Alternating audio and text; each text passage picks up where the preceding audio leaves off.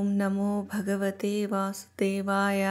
ఓం నమో భగవతే వాసుదేవాయ. ఓం నమో భగవతే వాసుదేవాయ. శ్రీమద్భాగవత మహాపురాణము చతుర్థ స్కందము 19వ అధ్యాయము. పృథు మహారాజు 100 అశ్వమేధ యాగములను ఆచరించుట. మైత్రేయుడు వచించెను. విదురా, బ్రహ్మవర్తము అనునది దైవ నిర్మిత క్షేత్రము. అచట పూర్వము స్వయంభవమనువు పెక్కు యజ్ఞములను ఆచరించి ఉండెను. ఆ క్షేత్రమున సరస్వతీ నది పూర్వాభిముఖముగా ప్రవహించుచుండును.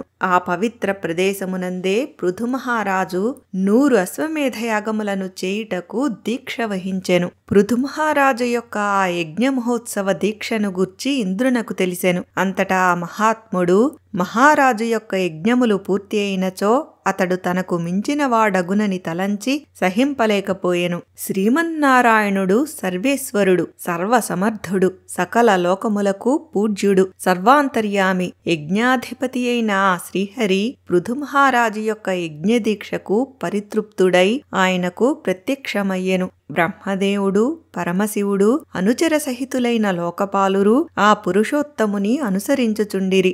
మహామునులు, గంధర్వులు, అప్సరసలు ఆ పరమ పురుషుని యశోవైభవములను కీర్తించుచు ఆయన వెంట నుండిరి. ఇంకనూ సిద్ధులు, విద్యాధరులు, దైత్యులు, దానవులు, యక్షులు మున్నగువారు శ్రీహరి పార్షద ప్రముఖులైన నంద సునందాదులు, భాగవతోత్తములైన కపిలుడు, నారదుడు, దత్తాత్రేయుడు, సనకాది యోగేశ్వరులు శ్రీ మహావిష్ణువును సేవించుటయందలి ఉత్సాహముతో ఆ మహానుభావుని వెంట నుండిరి. విదురా, హవిర్ద్రవ్యములను ప్రసాదించునట్టిదియు సమస్త మనోరథములను ఈడేర్చునట్టిదియు అయిన భూదేవి యజ్ఞకార్యములకు యజమాని అయిన పృథు మహారాజు యొక్క అభీష్టములను అన్నింటినీ సిద్ధింపజేసెను. అనగా సకల వస్తువులను సమకూర్చిపెట్టెను. నదులు, చెరకు, ద్రాక్షాదుల వంటి రుచులతో కూడిన జలములను ప్రవహింపజేయుచుండెను. పెద్ద పెద్ద మ్రానులను గలిగిన వృక్షములు తేనెను, ఫలములను పుష్కలముగా సమకూర్చెను. పచ్చని గడ్డిని మేసిన గోవులు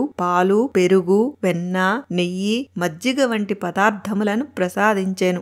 ఈ విధముగా ఆ దేశము సస్య సమృద్ధిని పొందెను. సముద్రములు వివిధములకు రత్నములను, పర్వతములు భక్ష్య, భోజ్య, చోష్య, లేహ్యములనడి 4 విధముల ఆహారములను అందించెను. ప్రజలు, ప్రజాపాలకులు అందరును అనేక విధములగు కానుకలను సమర్పించిరి. పృథు మహారాజు శ్రీహరి ఎడ పరమ భక్తి తత్పరుడు. ఆ సర్వేశ్వరుని కృప వలన ఆ ప్రభువు ప్రారంభించిన యజ్ఞములు నిర్విఘ్నముగా కొనసాగుచుండెను. అందులకు ఇంద్రుడు మిగుల అసూయాగ్రస్తుడయ్యెను. కనుక అతడు ఆ యజ్ఞ కార్యమునకు విఘ్నము కలిగింపబూనుకొనెను. ఆ మహారాజు 100వ యజ్ఞమునందు యజ్ఞేశ్వరుడైన శ్రీ మహావిష్ణువును ఆరాధించుచుండగా అసూయాపరుడై ఇంద్రుడు అదృశ్య రూపమున యజ్ఞాశ్వమును అపహరించెను. అనంతరము ఇంద్రుడు తనను ఎవ్వరునూ గుర్తుపట్టకుండునట్లుగా అధర్మమును ధర్మముగా భ్రమింపజేయునట్టి పాషండ కవచమును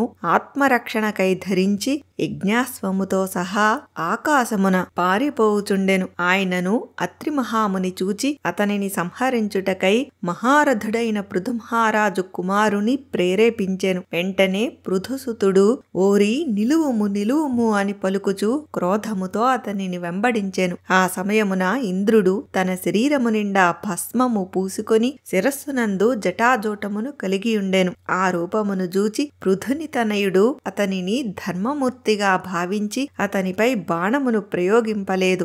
బాణమును వేయక మరలి వచ్చిన పృథుకుమారుని చూచి అత్రి మహర్షి, నాయనా, అదుగో యజ్ఞాశ్వమును దొంగిలించుకుని పోవుచున్నవాడు ఇంద్రుడు. ఆ సురాధముని సంహరింపుము అని అతనిని గట్టిగా ప్రోత్సహించెను. అత్రి మహర్షి ఇట్లు ప్రోత్సహించిన పిమ్మట పృథుతనయుడు మిగుల క్రుద్ధుడయ్యెను. పిదపాతడు ఆకాశమున అతి వేగముగా పారిపోవుచున్న ఇంద్రుని జటాయువు రావణుని వలె వెంటాడెను. అంతట ఇంద్రుడు తనను తరుముకొని వచ్చుచున్న పృథుకుమారుని చూచి వెంటనే అశ్వమును తన మారువేషమును వీడి అంతర్హితుడయ్యెను. పిదప పిదప వీరుడైన పృథుతనయుడు ఆ యజ్ఞ అశ్వమును తీసుకొని తన తండ్రి యొక్క యజ్ఞశాలకు చేరెను. మిగుల శక్తిమంతుడవైన విదురా, పృథుపుత్రుని యొక్క ఈ అద్భుత కార్యమును అతని పరాక్రమమును చూచిన మహర్షులు అతనికి విజితాశ్వుడు అని పేరు పెట్టిరి. తీసుకుని రాబడిన యజ్ఞాశ్వము యూపస్తంభమునకు పైభాగమున నుండెడి దారుకడియమునకు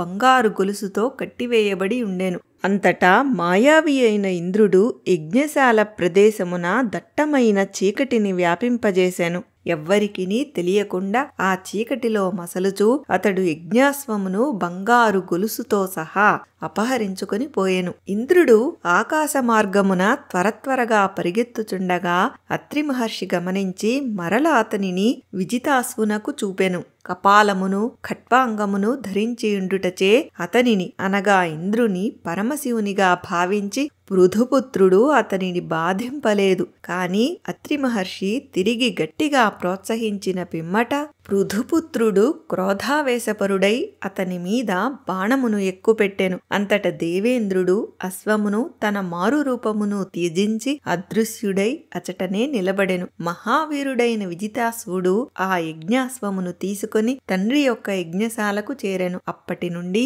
మందబుద్ధులు ఇంద్రుని యొక్క ఆ పాషండ వేషమును గ్రహింపసాగిరి. ఇంద్రుడు యజ్ఞాశ్వమును హరించుటకై ధరించిన రూపములు అన్నియును పాపములకు చిహ్నములగుట వలన అట్టి వారిని పాఖండులు అని పేర్కొనుట జరిగినది. ఇచట ఖండము అనగా చిహ్నమని అర్థము. పాఖండులను పాషండులు అనియు పేర్కొందురు. షండము అనగా సమూహము. పృథుమహారాజు యొక్క యజ్ఞమును విధ్వంసమునర్పదలచి ఇంద్రుడు యజ్ఞాశ్వమును అపహరించునప్పుడు వేసి తీసివేసిన వేషములను అన్నింటినీ పాషండులు స్వీకరించుచుందురు. వారు నగ్నముగా మసలు కొనుచుందురు. ఎరుపు రంగు వస్త్రములను ధరించుచుందురు. కపాలములను చేబూనియుందురు. ఈ పాషండ మతములు మానవుల బుద్ధులను మోహితమునర్చుచుండును. ఈ మతములు అవైదికములు అనగా వేద ప్రమాణమును అంగీకరింపవు. ఇవి చూచుటకు మృదువుగా ఆకర్షణీయముగా యుక్తియుక్తముగా కన్పట్టును. వైదిక ధర్మములకు విరుద్ధములైన ఈ మతములను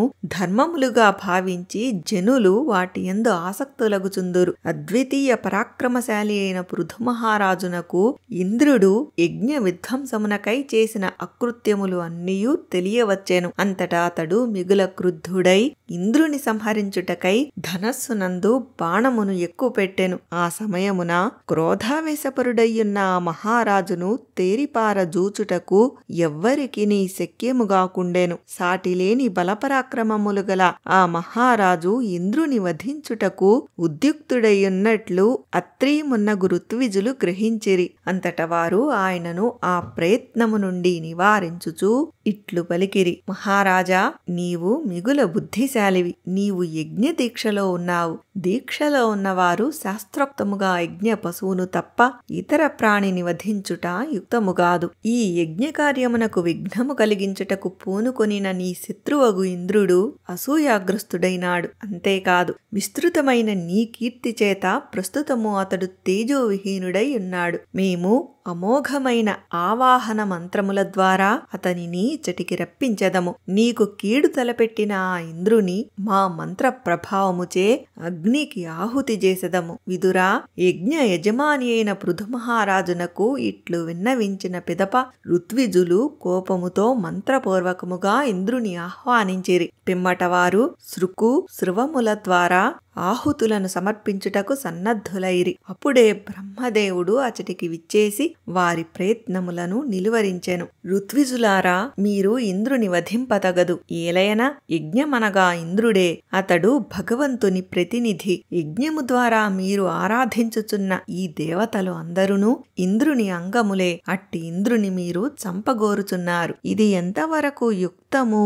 బ్రాహ్మణోత్తములారా, పృథుమహారాజు చేయుచున్న యజ్ఞమునకు విఘ్నమును కలిగించుటకై ఇంద్రుడు చేసిన పని పాషండ కృత్యము. అది పూర్తిగా ధర్మము నశింపజేయునట్టిది. కనుక ముందుగా మీరు ఈ సంగతిని గమనించుడు. ఆ ఇంద్రుని వ్యతిరేకించుటను మానుకొనుడు. లేనిచో అతడు మరింతగా పాషండ మతమును వ్యాపింపజేయగలడు. తద్వారా అధర్మము యొక్క ప్రచారము పెరిగిపోవును. ఎనలేని కీర్తి ప్రతిష్టలు గల పృథుమహారాజు చేసిన యజ్ఞములు 99 అగుగా మగుగాక, అవి చాలును అని పలికి పిమ్మట బ్రహ్మదేవుడు పృథుమహారాజుతో ఇట్లనెను. రాజా, నీవు మోక్షధర్మములను బాగుగా ఎరిగినవాడవు. నీకు ఇంద్ర పదవి యొక్క అవసరము లేనే లేదు. కనుక నీవు యజ్ఞములను చేయవలసిన అవసరమేమున్నది? రాజా, నీవును ఇంద్రుడును శ్రీహరి అంశలే. కనుక నీ స్వరూపమే అయిన ఇంద్రుని ఎడ కినుక వహించుట తగదు. నీకు శుభమగుగాక. మహారాజా, ఈ యజ్ఞ విఘ్న విషయమున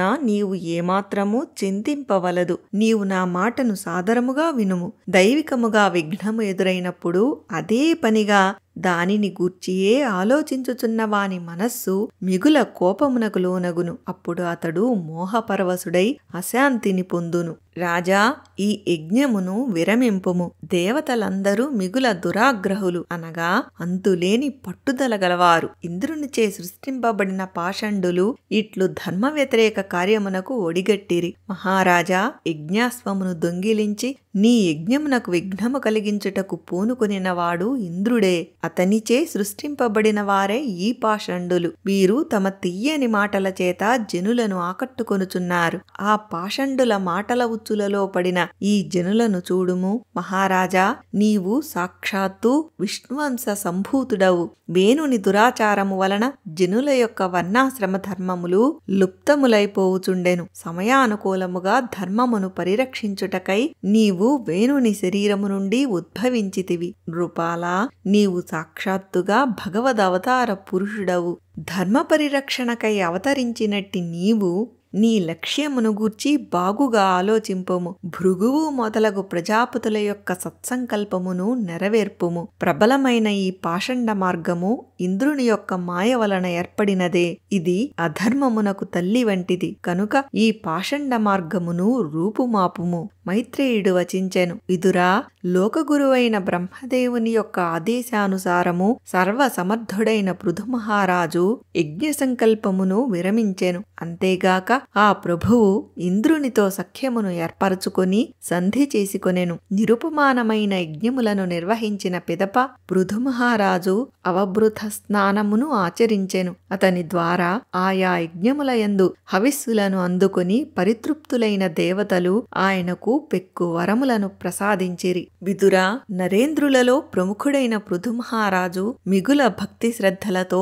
బ్రాహ్మణోత్తములకు భూరి దక్షిణలను వసంగెను. ఆయన చేసిన సత్కారములకు వారంతయో సంతుష్టులై ఆ ప్రభువునకు అమోఘమైన ఆశీస్సులను ఇచ్చిరి. ఆ సందర్భమున ఆ విప్రవరులు మహారాజుతో ఇట్లనిరి. ప్రతాపశాలి అయిన ప్రభువు పితృదేవతలు, దేవతలు, ఋషులు, మానవులు మొదలగు వారు పెక్కుమంది నీ ఆహ్వానమును అందుకొని యజ్ఞమునకు విచ్చేసిరి. వారిని అందరినీ చక్కగా పూజించి దానములతో బహుమతులతో సత్కరించితివి. నీకు శుభమగుగాక. ఇది శ్రీమద్భాగవత మహాపురాణమునందలి 4వ స్కంధమునందు 19వ అధ్యాయము.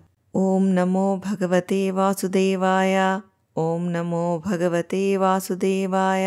ఓం నమో భగవతే వాసుదేవాయ. స్వస్తి.